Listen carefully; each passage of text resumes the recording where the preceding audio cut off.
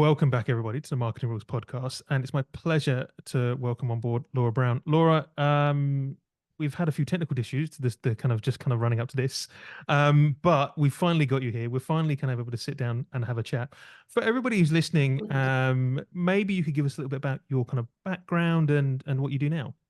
Yes, of course. So I'm Laura Brown. I'm the marketing director for Engtal. So in terms of my background, I started working in marketing around 2009, and that was for a website design agency. Probably quite old school, bespoke web design and SEO. It's definitely moved on from then. Then I went in-house, and that's sort of where I've worked since then. So lots of different industries and sectors, from law, logistics, education. And then I guess I found my happy place in recruitment. So, I do feel that sort of exploration of working within different industries has meant that I've become very adaptable and can pivot into market changes with quite a fast response. And I think that's probably been one of my saving graces, particularly with how fast the world of recruitment moves. Yeah, yeah. Did you make a beeline for recruitment, or were you the kind of, is it one of those things you kind of fell into? Because it's usually the kind of term is people fall into recruitment, right? Yes, I definitely fell into it. So after working in-house for a few years, and I'd been working in the education sector, and I just felt that, I'd hit that point where I couldn't really move any further. It's quite set by the academic calendar, and I guess within the the education world, I just felt like I'd accomplished everything that I could. So Mhm. I did actually go back to work for an agency, and I just not a recruitment agency, but a marketing agency, and I really didn't find that it was the right fit for me, and from everything that I enjoyed about being in house and having Yeah. that ownership. So that didn't last too long, and then actually got in contact with somebody that was a recruitment consultant. It was more about, them finding me my next role, but they'd actually said that they had a marketing position that was opening up in their recruitment agency. And at the time, it worked really well for my personal life. I had a daughter that was, quite a small age then. She was just in primary school. So, it was really flexible. And, I went into there and never looked back. But that was for a corporate finance boutique firm. And I loved it. I loved that, the fast pace about everything and the culture. And I'd never really considered recruitment, I guess, as a career before that moment. I'm not sure anybody does, Laura. Yeah, it's so different in the UK from the US because I do feel like there's certainly a lot of people that from we operate a graduate scheme, and people are wanting a career in recruitment, so it's definitely different Yeah. from I think maybe our own experiences. Yeah, yeah. I mean, we talk a lot on the podcast around kind of getting marketeers and recruit and building the kind of just the identity of recruitment away from kind of secondhand car salesman. But it is a difficult job, and I think there's a lot of that still in the UK. I'm not sure why, because there's amazing kind of recruiters out there who do treat everybody, their clients and candidates, with all kinds of respect and do some really great things when it comes to their marketing and their brand and all those kind of things. So I've always kind of found it a bit odd that it's never kind of given a bit more kind of respect that it's actually due. But as you said, overseas, it's a slightly different kind of beast, basically. Yes, definitely. I fully agree with that. I'm really proud to work in recruitment. I absolutely love, what we do. And when you mentioned there about the perceptions, it definitely does have, more of a positive light, I'd say, Yeah. within the States, I'd like to think. Do you ever get that thing where you're telling people who are maybe strangers or not sure what you actually kind of do and and they think you're a recruiter and not actually and not actually in marketing? Because that's the kind of thing I get. Most of my family think I'm a recruiter and not actually in recruitment marketing. I think they have no idea what I do, to be honest. They just know that sometimes I go across to the States, and I think they just, I was speaking to my dad the other day, and he was like, "Oh, you're just going over for parties." I was like, "I do actually work, when I'm out there." But yes, I think it's very difficult. It's quite difficult to explain. So I think probably not just for, marketers that are working within recruitment, but probably across the board where there's always sort of people have a bit of a vision about Yeah. what you do, and sometimes it's easier just to let them keep, stick with that. Yeah, just let them think you're a recruiter. I mean, that's probably Yeah. maybe easier. Yeah, exactly.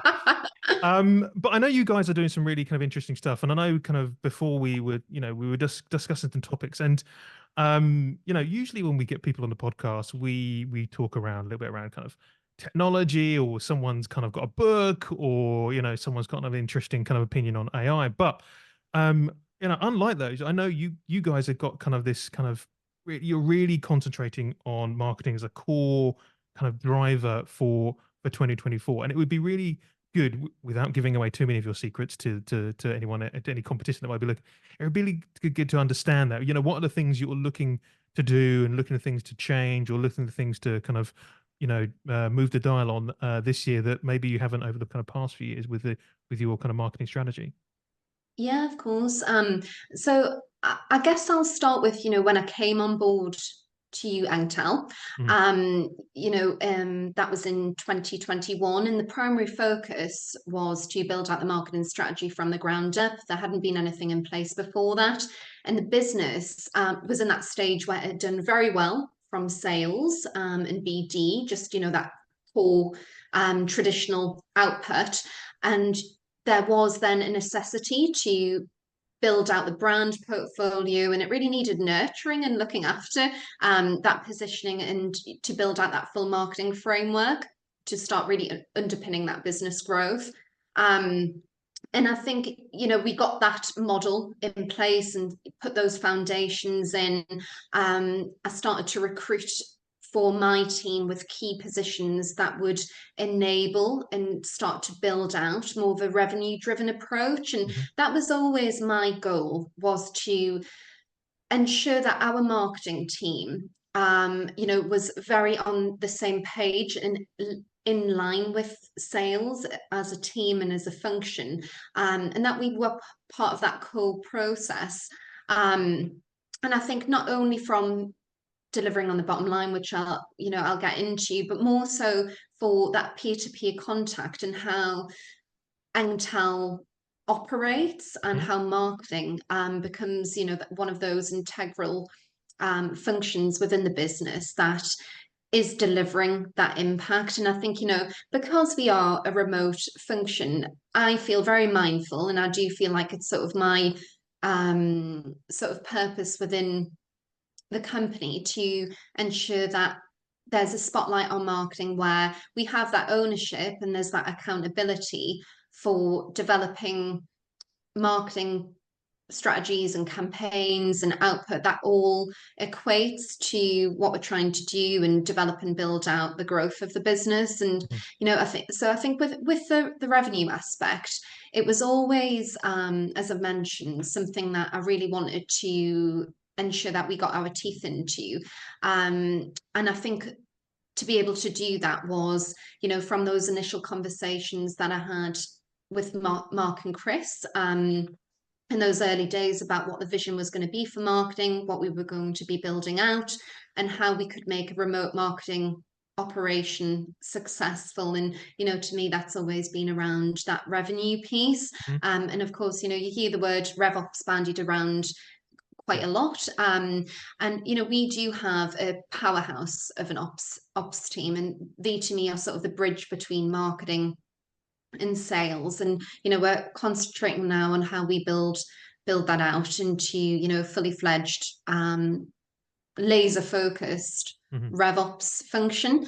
I think with that, there's just some key areas that I have concentrated on looking at within the business, and how we start to really understand the data that is that activity, and the sort of ecosystem of how sales works, and utilize that not just for marketing storytelling, but trying to pinpoint and forecast areas where we can really get into, and where marketing is almost sort of predicting trends and what the growth patterns might look like, trends within the business, where markets may be starting to pivot, where we may be able to see more upturn within a client portfolio, and just ensuring that we have that complete understanding and transparency around what's happening within the business. And I think that's probably one of the key things that we need to be able to do,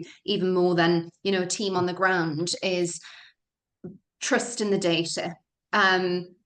Because that's where, our conversations will center with the team, and moving away from, I guess, something that's a little bit reactive to just being very proactive and driven by that. And I can certainly share that, one of the tools that we've utilized quite a lot in the last couple of years has been Herefish.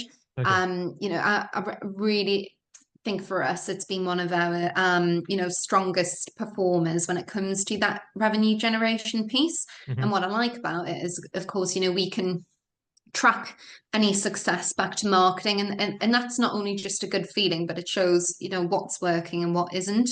And it's just ensured that our consultants have another support function in place alongside their mail shot delivery. But also for marketing, it means that we've got a real core evidence of Sure. where we can add impact. And I think that, again, just moving into that sort of accountability and ownership, it helps us to really solidify our place as a marketing team within the business. And there's always been that investment and support for marketing for Day Dot here at Engtal. But I think, now we're in sort of like year 3 of marketing delivery, and I really wanted us to be able to not only, I guess, support the consultants with everything they need in terms of marketing materials, but what every single marketing output means for sales and everything that we do. And it is about, I guess, moving away from marketing to be deemed as sort of, just that support function, into being taken very seriously. And I think that helps a lot with the uptake from consultants working with us as well, because we can spotlight any consultants that we've have had success off the back of working with marketing. Helps us to prioritize who and when we need to work with. And as the team grows, I guess for any marketing function and in recruitment, sometimes you are looking and thinking, right, okay, who do I help next? Or I've got all of these people that I could be working with, and the biggest to-do lists that never ends. But so but a couple of questions on yeah, that. Oh, a couple of questions on that, Laura. So you started off with saying basically it's about getting the marketeers and the sales team, the recruiters, kind of working much closer together, right? That is almost like the holy grail for a lot of kind of recruitment businesses. How have you kind of gone about that? I mean, because there's this a remote element to kind of what you do. And so how do you manage that at this, and kind of then tie everything together? Is that something to overcome, or has it been a hindrance? Has it been easier than it should have been? I don't, you tell me. yeah, that's a good question. The remote aspect, where I think, I was always very aware and realistic that it was going to be an area where there was naturally going to be, certain things that I would need to work harder on understanding, or, just that loop in, or conversations that when you're not on the shop floor day in, day out, you don't have that luxury or advantage to be able to sort of, hear what's happening in real time. I think where we've been able to resolve that has been just how we communicate as a team.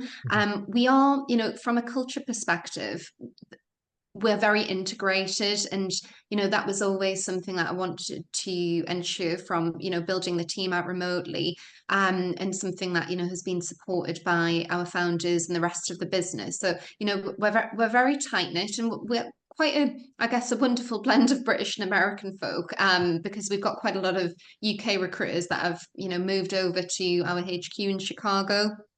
So we're not that sort of exotic in terms of having a British marketing team. But what that's meant is that, it's a very different culture, but we all, work together towards the same vision. And I think that, where sometimes you just need to ask the right questions to Yeah. get what you need from the team. Yeah. And if you're too reliant on them to come to you with information, then you're probably not going to get Yeah. it. So Yeah. sometimes it is best just to, just ensure that that message is really clear and concise, and that you can take those briefs and get as much information as you need, and then follow up with anything. So there's a lot of touch points in the business to do that. And yes, regular Zoom meetings do help, but we go over as well to the States on a quarterly basis. So that's really good to work around, our business quarters. It means that we get a lot of information that we need in that intel. You can thresh out ideas and brainstorm, and then come back and work on those campaigns, but still have those regular touch points in place. Yeah. But naturally, I think for anybody that's probably working in a remote capacity and has a team on the other side of the world, sometimes that is going to be those stick points. And where 6 hours ahead of Chicago, so we bear that in mind. The beauty of that is that we've got a good few working hours in the morning to get a lot of the core projects done and work together as a marketing team. And then, in the afternoon, that's sort of when all of our meetings set Right. with everybody. So that's Yeah. in the States. So we do have quite a good model in place. It's been refined over time. So I don't feel like we're coming across now those sort of like hiccups that we would have had in the early days, me sending a calendar invite at the incorrect time, but because you're not in the, but now I feel very much on sort of like US time zone, and I think the rest of the team do. Yeah. So I think we've got a good flow, I'd say, in that sense. And you do have a lot of global companies with team Yeah. marketing teams or support functions in one country. So I guess we're just operating at how a larger scale organization potentially would. Yeah, I guess though it's more around that that integration with those kind of sales teams, which is which I think most recruitment marketeers can find difficult at the best of times. And you described it at the start. There can be this clash between the recruiters and the marketeers. But the fact that you've overcome it being remote as well is kind of testament to, obviously, kind of one, I think, as you mentioned, kind of company culture, but also just to kind of a willingness on both sides to all be pushing in the same direction, which kind of revolves around this kind of RevOps philosophy, probably before it was even called RevOps, right? That's kind of where it feels like. Yeah, definitely. And it is just sort of that accountability on both parts. So just making sure that, timeframes are set out, deadlines are in place.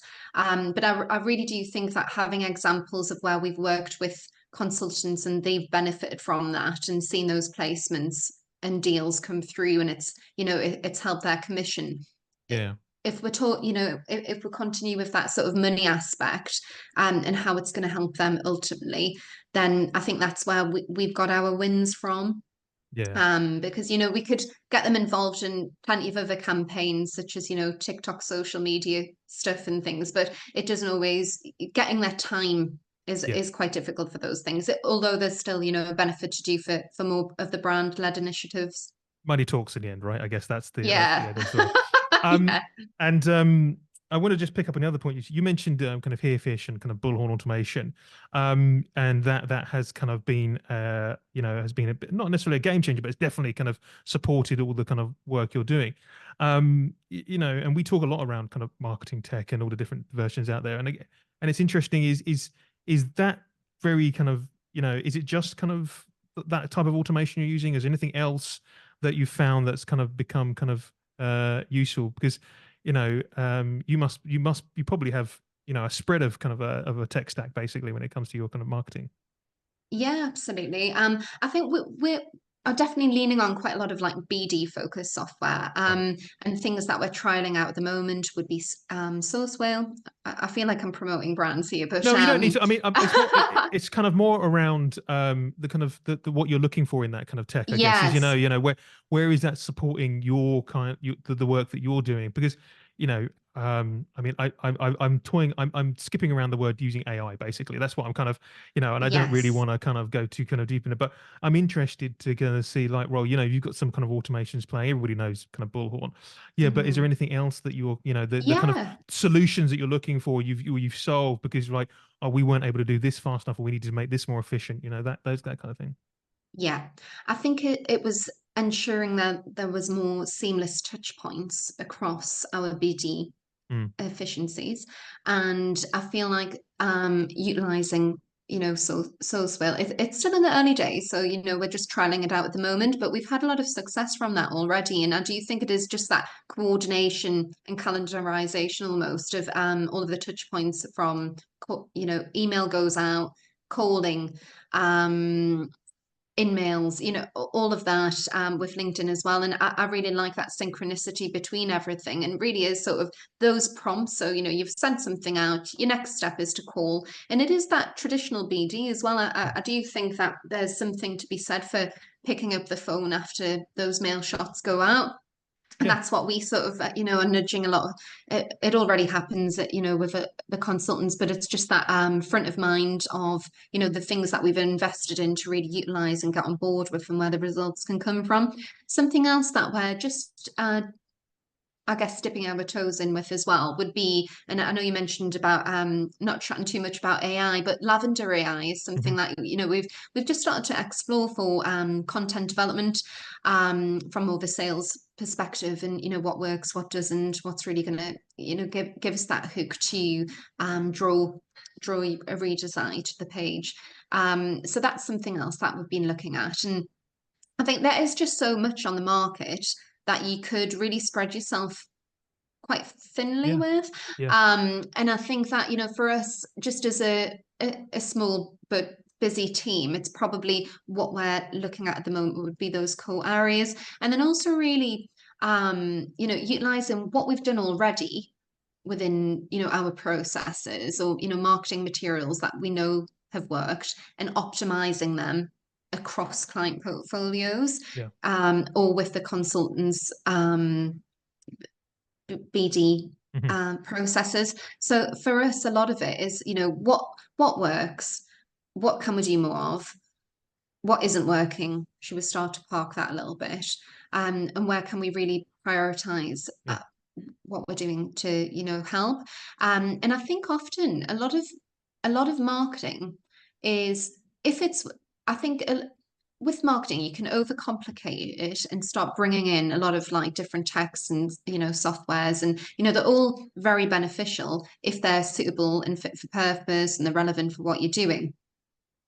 But often, if you've got BD processes in place that are working, and there's you've spotted and you've identified maybe just some fine tweaks, a lot of that can be done either in-house, or it doesn't necessarily always have to be a huge budget or investment that's needed to rectify it for you to increase that ROI. Hmm.